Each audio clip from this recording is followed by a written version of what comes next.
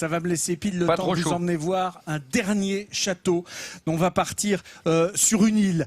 Un château qui a été bâti au milieu de l'Indre. Azay-le-Rideau est une véritable merveille, une icône de ce nouvel art de bâtir au XVIe siècle. C'est devenu au fil des siècles justement un joyau de cette architecture qu'on trouve dans ce fil du Val-de-Loire. Et même s'il y a un immense chantier en cours là-bas de restauration, Dieu merci, pendant les travaux, la visite continue. Il est 9 h du matin à Azay-le-Rideau. Bien que le château soit en pleine restauration, la vie quotidienne continue. Aujourd'hui, c'est Pascale Dessau, une des guides, qui est la première à pouvoir apprécier l'édifice dans le calme du petit jour.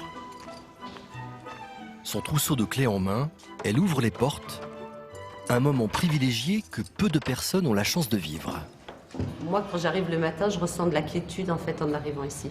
C'est paisible. Bon, pas tous les jours parce qu'il y a des travaux, ça c'est sûr et certain.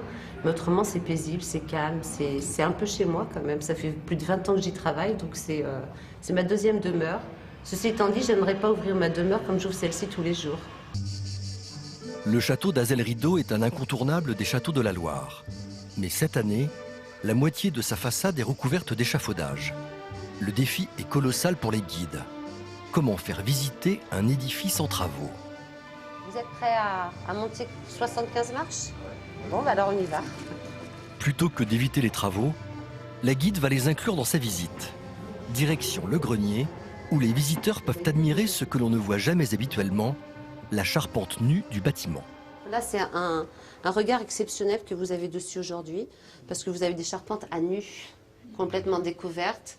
Donc bien sûr, imaginez-vous que quand elles seront recouvertes, ça va être pendant 150 ans, plus personne ne les verra ainsi. Les visiteurs sont ravis, et le pari est réussi pour Pascale.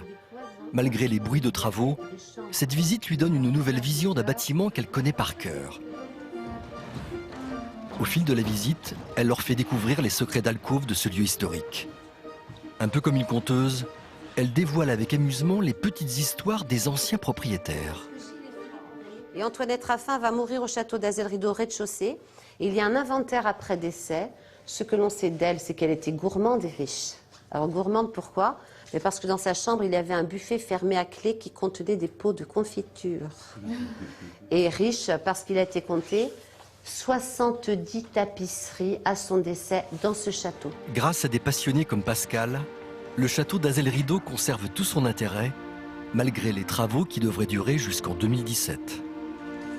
Chantier de restauration absolument considérable, mais on peut continuer à Azay, évidemment, à visiter l'intérieur du château, mais également à parcourir le jardin d'Azay-le-Rideau, qui est un magnifique, somptueux jardin à l'anglaise, par opposition au jardin à la française qu'on peut trouver ailleurs, les jardins à l'anglaise qui ont cherché à imiter la nature et à recréer l'effet produit par celle-ci. Et c'est un véritable moment de grâce que de se balader dans ce château et dans ce parc du château d'Azay-le-Rideau. Moi, ça fait partie de mes châteaux préférés dans cette kyrielle de châteaux de la Loire. C'est d'une beauté.